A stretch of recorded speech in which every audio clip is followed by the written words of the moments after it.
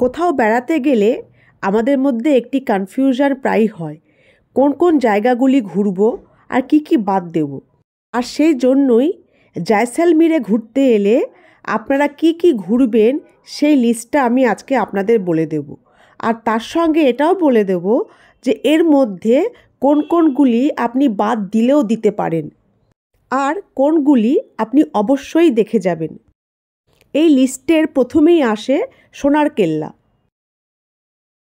জয়সলমীর ঘুরতে এসে কেউ সোনার কেল্লা ঘোরে না এটা হয় না, সে বাঙালি হোক আর ফরেনারই হোক।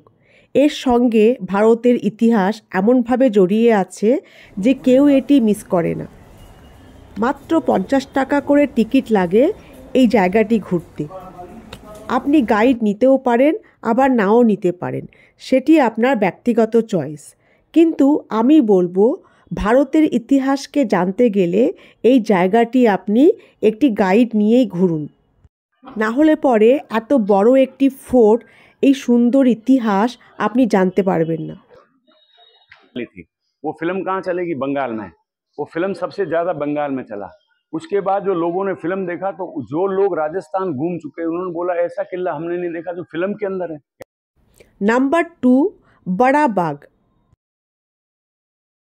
बड़ा बाग জয়সলমীরের একটি অন্যতম দর্শনীয় স্থান।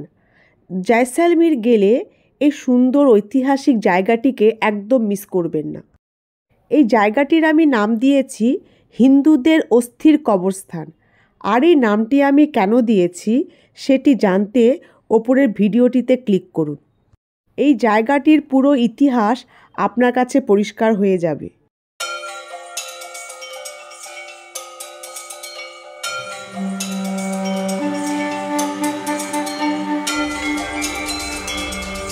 তিন নম্বর হচ্ছে কুলধারা ভিলেজ। এই কুলধারা ভিলেজটি রাজস্থানের হন্টেড ভিলেজ নামেও পরিচিত, অর্থাৎ ভৌতিক গ্রাম। এই গ্রামের প্রত্যেকটি পাথরের মধ্যে থাকে ভূত। আর সেটি কেন থাকে সেটি জানতে ওপরের ভিডিওটিতে ক্লিক করে দেখুন। এই গ্রামটির সম্বন্ধে আপনার সব প্রশ্নের উত্তর আপনি পেয়ে যাবেন। ধ্বংসে পরিণত হওয়া এই গা ছমছমে ভিলেজটিতে আপনি অবশ্যই একবার আসবেন। জয়সলমীরের গাড়ির ড্রাইভাররা আপনাকে এই ভিলেজটি নিয়ে বলবে না, কেননা এটি শহর থেকে অনেকটা বাইরে। সুতরাং আপনি আপনার ড্রাইভারের সঙ্গে কথা বলে নেবেন এই গ্রামটির ব্যাপারে, যাতে আপনি এখানে এসে ঘুরে যেতে পারেন।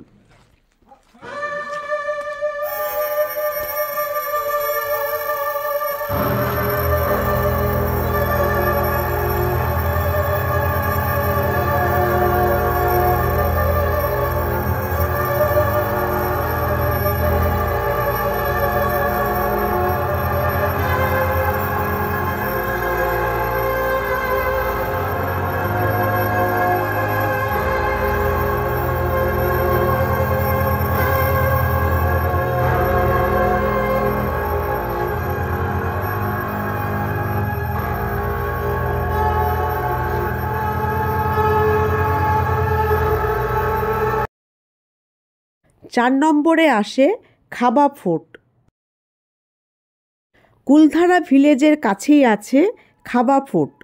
সুতরাং কুলধারা ভিলেজ এলে আপনি তার সঙ্গে খাবা ফোর্টটাও দেখে নেবেন। কিন্তু যদি আপনার হাতে সময় না থাকে আপনি খাবা ফোর্ট নাও দেখতে পারেন, এটি একটি রুইন ছাড়া আর কিছুই নয়। Number 5, desert national park. Thar মরুভূমির একটি বিশাল অংশ জুড়ে আছে এই ডেজার্ট ন্যাশনাল পার্ক। বলতে গেলে এটি হচ্ছে থর মরুভূমির ওপর একটি খোলা চিড়িয়াখানা, যেখানে আপনি দেখতে পাবেন কিছু দুর্লভ প্রাণী। এই দুর্লভ প্রাণীগুলিকে দেখতে দেশ বিদেশ থেকে ফরেনাররা সব এখানে ভিড় করে, আর রাতের পর রাত এই ডেজার্টে কাটায় ওই প্রাণীগুলির সাক্ষাৎ পাওয়ার জন্য। গ্রেট ইন্ডিয়ান বাস্টার্ড, নীল গাই, ওয়াইল্ড ক্যামেল, বিভিন্ন দুর্লভ প্রাণী আপনি দেখতে পাবেন এই ন্যাশনাল পার্কে। এখানকার এন্ট্রি ফিস কত, গাইড চার্জ কত, এই সব কিছু আপনি এই ওপরের ভিডিওটিতে ক্লিক করে দেখে নিতে পারেন।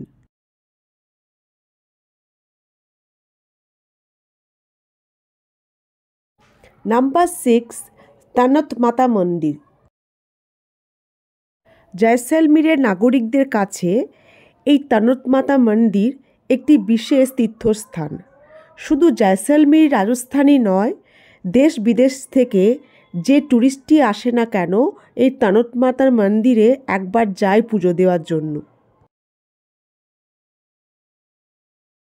7 নাম্বার হলো লঙ্গেওয়ালা ওয়ার মেমোরিয়াল। এটি একটি ওয়ার মিউজিয়াম। এই জায়গাটিতেই ইন্ডিয়া আর পাকিস্তানের যুদ্ধ হয়েছিল। যুদ্ধের সময় ব্যবহৃত সব জিনিস এইখানে সাজিয়ে রাখা আছে। তানত মাতা মন্দিরের কাছেই আছে এই ওয়ার মিউজিয়ামটি। সুতরাং আপনি যদি তানত মাতা মন্দিরে যান তাহলে এই ওয়ার মিউজিয়ামটাও ঘুরে দেখে নেবেন।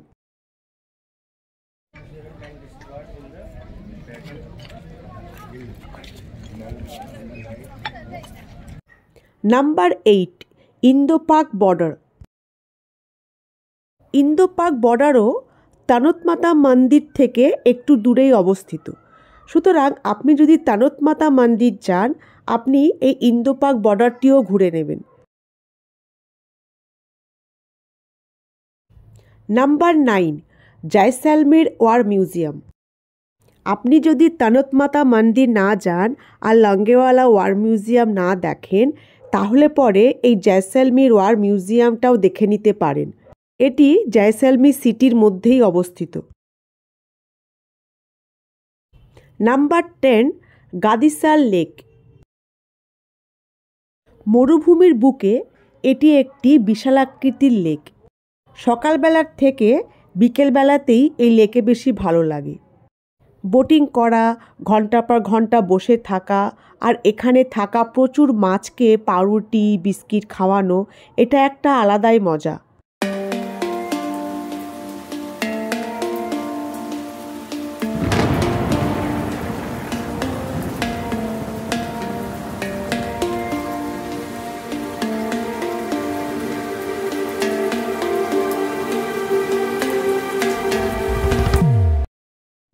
इलेवन पटवा हवेली।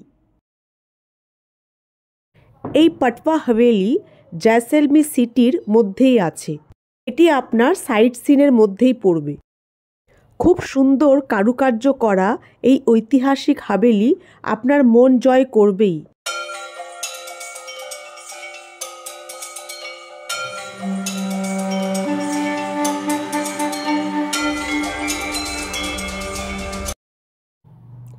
নাম্বার 12 নাথমালকি হাভেলি। পটওয়া হাভেলি থেকে পায়ে হাঁটা দূরত্বে আছে নাথমালকি হাভেলি। 5 থেকে 7 মিনিটের এই রাস্তা আপনার ভালোই লাগবে। দুদিকে রাজস্থানী বাড়ি, কারুকার্য করা সুন্দর একটা রাস্তা। সুতরাং আপনি যদি পটওয়া হাভেলি দেখেন আপনি তার সঙ্গে এই নাথমালকি হাভেলিটাও দেখে নেবেন। আপনাকে কোনো অটোওয়ালা বা গাড়ির ড্রাইভার এই নাথমালকি হাভেলিটা দেখার কথা বলবে না, কেননা এটি একটি ছোট্ট হাভেলি, অনেকে এটা দেখে না। আপনার যদি সময় না থাকে আপনিও এটা নাও দেখতে পারেন। এর ভেতরে ঢুকতে দেওয়া হয় না, সামনে একটুখানি ঢুকতে দেওয়া হয়, বাকিটা বাইরে থেকে বসেই আপনাকে দেখতে হবে। সুতরাং আপনি না চাইলে এখানে না গেলেও কোনো অসুবিধা নেই। আচ্ছা, अभी अपन जहाँ खड़े हैं ना, इसको बोलते हैं दीवान नतमल की हवेली। तो इसका जो लेफ्ट साइड है और राइट साइड है वो एकदम चेंज है। अगर आप इस विंडो पर देखेंगे ना जहाँ लेमन और चिली लगा है, जिसका सेंटर देखिए, उसकी इधर की साइड में देखो एक कांच का ग्लास लगा है, उधर की साइड में देखो 3 है कांच के ग्लास। फिर उसके 3 कांच वाले का डिजाइन अलग है, इसका डिजाइन अलग है। এই রকম ভাবেই বাইরে বসে আপনাকে এই হাভেলিটা দেখতে হবে। এই কারণেই অনেকে এটিতে আসে না। কিন্তু যদি আপনি পটওয়া হাভেলিতে কোনো গাইড করেন, সেই গাইডকে মাত্র 50 টাকা এক্সট্রা দিলেই তিনি এখানে আপনাকে নিয়ে আসবেন আর ওই একই খরচে আপনাকে এই নাথমালকি হাভেলিটাও ভালো করে বুঝিয়ে দেবেন। যেমন এই গাইডটিকে আমি পটওয়া হাভেলিতে নিয়েছিলাম, একে আমি মাত্র 50 টাকা বেশি দিয়েছি, এতে ইনি এই নাথমালকি হাভেলিটাও আমাকে একসঙ্গে ঘুরিয়ে দিয়েছেন। Number 13 tazia tower. এটি হচ্ছে তাজিয়া টাওয়ার। এই তাজিয়া টাওয়ারের ঠিক পাশেই আছে মহারাজা প্যালেস। আপনাকে আলাদা আলাদা কোনো জায়গায় যেতে হবে না। আপনি তাজিয়া টাওয়ারে এলে তার পাশেই দেখবেন মহারাজা প্যালেস আছে। মন্দির প্যালেস নামক হোটেলটিও এখানেই আছে। সুতরাং তাজিয়া টাওয়ার, মহারাজা প্যালেস, মন্দির প্যালেস হোটেল সব একই জিনিস। এগুলি পাশাপাশি অবস্থিত একটি হাভেলিরই 3টে পার্ট। 3টে পার্টকে 3 রকম নাম দিয়ে এটিকে প্রচার করা হয়। এই হাভেলির মধ্যে আপনাকে ঢুকতে দেবে না। এই রকম বাইরের কোর্টইয়ার্ডে দাঁড়িয়েই আপনাকে এই বাইরে থেকে এরকমভাবেই দেখতে হবে, যেরকম আমি আপনাদের দেখাচ্ছি। সুতরাং এখানে না এলেও কোনো অসুবিধা নেই। নাম্বার 14 সেলিম সিং কি হাভেলি। আপনি যদি পটপা হাভেলি, নাথমল কি হাভেলি দেখে থাকেন তাহলে এই সেলিম সিং কি হাভেলি আপনার না দেখলেও চলবে। নাম্বার 15 হচ্ছে Sam sand dunes. Sam sand dunes হচ্ছে রাজস্থানের থর মরুভূমির একটা অংশ। ডিউনস কথাটির বাংলার মানে হচ্ছে টিলা, অর্থাৎ উঁচু নিচু ছোট বড় পাহাড়ের মতো টিলা। আর স্যান্ড ডিউনস মানে হলো বালি দিয়ে তৈরি ছোট ছোট টিলা। এই সাম ডিউনসটি জয়সলমীরের সাম অঞ্চলে আছে। এই জন্য থর মরুভূমির এই অংশটির নাম হচ্ছে সাম স্যান্ড ডিউনস। এই যে দেখছেন উঁচু উঁচু সব টিলা আছে বালি দিয়ে তৈরি, এগুলোই এখানকার বিশেষ বৈশিষ্ট্য। আর এগুলি সাম স্যান্ড ডিউনসকে অন্য সব মরুভূমির থেকে আলাদা করে দেয়। ডিউনস দেখতেই আর এই ডিউনসে jeep safari, camel safari enjoy করতেই হাজার হাজার ট্যুরিস্ট এখানে ভিড় করে। Cause I don't give a fuck what you say. Yeah, I'ma do shit my way. So you can go kick rocks, I'ma stack bricks up, build what I want to make. Yo, I got a lot of shit to say, so I'ma do this every day. I'll be writing things until I'm fucking buried in my grave. 6 feet deep under, but my body won't decay. Cause my messages are timeless, so they'll put them on display. Oh yeah, I rap with a certainty, I have a sense of urgency. A message for eternity, for everyone internally. I had some people burning me, but now they fucking learn to see I ain't the one to fuck with. Now they looking nervously, and I don't really care what you think of me respectfully. You can kick rocks if you think you're fucking better, see. I will outwork you, turn you to an enemy. Hurt you so bad that you're gonna need some therapy. I got the mother. এই উঁচু নিচু tiller ওপর দিয়েই হয় zip safari.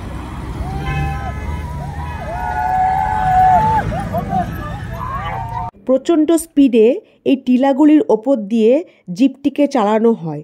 জিপটি একবার টিলাগুলির ওপরে ওঠে, আবার প্রচণ্ড স্পিডে এটি নিচেও নামে। তাই এই জার্নিটি, এই জিপ সাফারিটি খুবই অ্যাডভেঞ্চারাস হয়ে ওঠে। বিখ্যাত ডিউন ব্যাশিংও এখানেই হয়। আপনারা যদি ডিউন ব্যাশিং সম্বন্ধে জানতে চান, এর রেট কত, এটা কি জিনিস, তাহলে ওপরের ভিডিও অপশানটিতে ক্লিক করুন।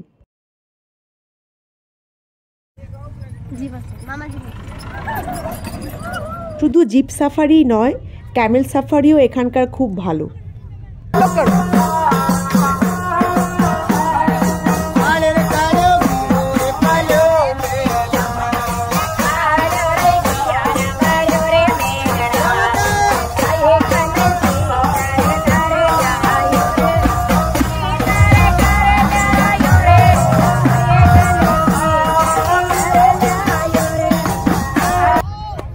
জিপ সাফারি আর ক্যামেল সাফারি করে যখন আপনি ক্লান্ত হয়ে যাবেন, তখন আপনি যাবেন সোজা ডেজার্ট ক্যাম্পে।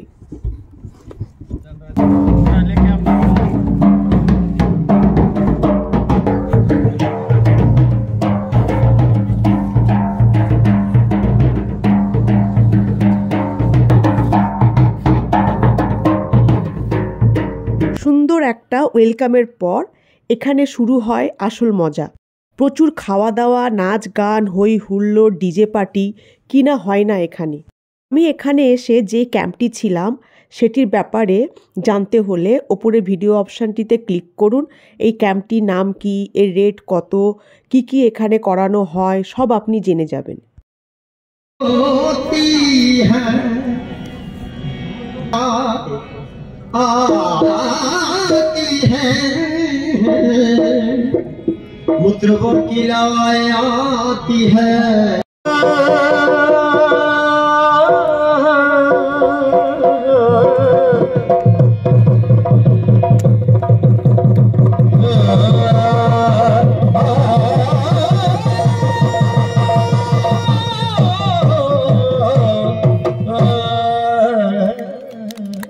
নাচ গান খাওয়া দাওয়ার পরে কিন্তু সব শেষ হয়ে যায়নি, এখনও কিন্তু অনেক কিছু বাকি আছে।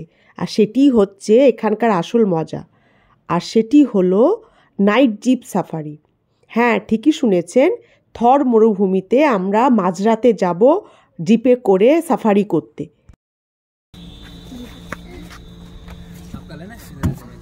মাঝরাতের এই থর মরুভূমিকে ভালো করে দেখতে হলে ওপরের ভিডিও অপশানটিতে ক্লিক করুন আর নিজের চোখে দেখুন এই থর মরুভূমি দিনে যেরকম সুন্দর রাতেও কি সেরকম সুন্দর, নাকি রাতে আরও ভয়ঙ্কর হয়ে ওঠে।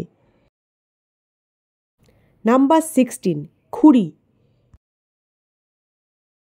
খুরিও হচ্ছে থর ডেজার্টের একটি অংশের নাম। এটি খুরি অঞ্চলে আছে বলে একে খুরি বলা হয়। খুরি ডেজার্ট অনেকটা প্লেন। আমরা যেরকম স্যাম ডিউন্সে অনেক উঁচু উঁচু টিলা দেখেছি, ডিউন্স দেখেছি, খুরি ডেজার্টে সেরকম উঁচু ডিউন্স নেই। আর এই কারণেই খুরি ডেজার্ট স্যাম ডেজার্ট থেকে অনেকটা ডাউনে। আপনি যদি জয়সলমীর সিটিটাকে মাঝখানে রাখেন, আপনার একদিকে হচ্ছে স্যাম ডিউন্স আর অন্যদিকে হচ্ছে খুরি। সুতরাং আপনি একই দিনে দুটো কাভার করতে পারবেন না, হয় আপনাকে খুরি যেতে হবে, নাহলে পরে আপনাকে স্যাম ডিউন্স যেতে হবে। স্যাম ডিউন্সে এত টেন্ট আছে যে আপনার দেখে মনে হবে যে একটা টেন্টের গ্রাম। সেই তুলনায় খুরিতে টেন্টের সংখ্যা অনেক কম আর অনেক নির্জন। মরুভূমিটাও অত ভালো না, তাই লক্ষ লক্ষ ট্যুরিস্ট স্যাম ডিউন্সেই আসতে পছন্দ করে, খুরিতে খুব কমই যায়।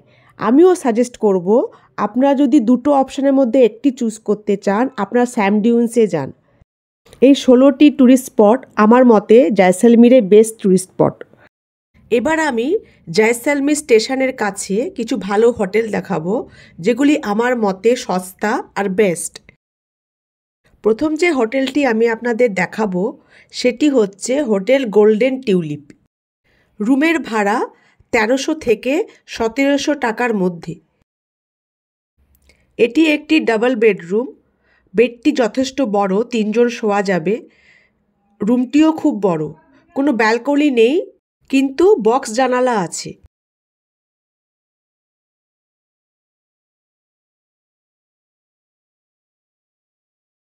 মিডিয়াম সাইজ বাথরুম, কিন্তু পরিষ্কার পরিচ্ছন্ন। আমরা এই হোটেলেরই আর একটা রুম দেখে নিই। এটাও ডাবল বেডরুম, 3 জন শোয়া যাবে। রুমটিও বড়, পরিষ্কার পরিচ্ছন্ন বাথরুম। এই হোটেলে কোনো ব্রেকফাস্ট ফ্রি নেই, সব কিছুই আপনাকে কিনে খেতে হবে।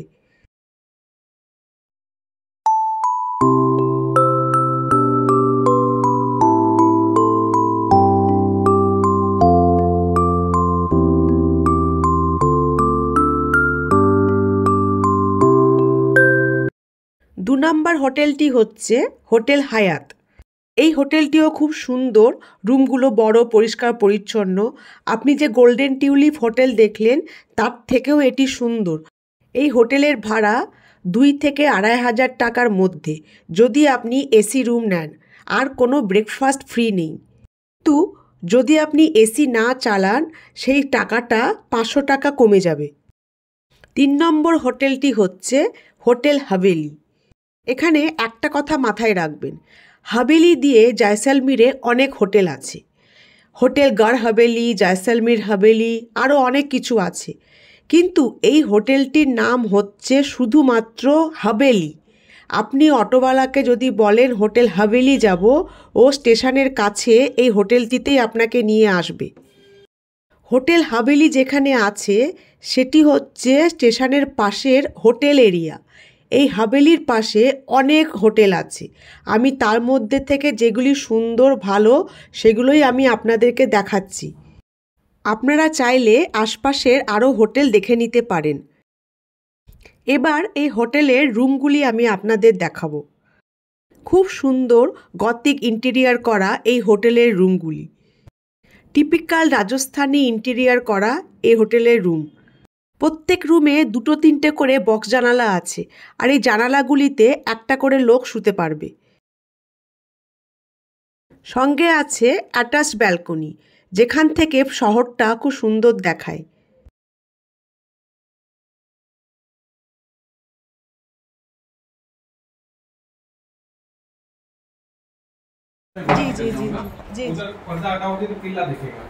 যেমনটুনি এক্ষুনি বললেন, এই হোটেলের রুমটি থেকে সোনার কেল্লা অর্থাৎ জয়সলমীর ফোর্টটা পরিষ্কার দেখা যায়। এত সুন্দর পরিষ্কার পরিচ্ছন্ন হোটেল আমি খুব কমই দেখেছি। এখানকার রুমের ভাড়া আপনি শুনলে অবাক হয়ে যাবেন, মাত্র 2 থেকে 2,500 টাকার মধ্যে।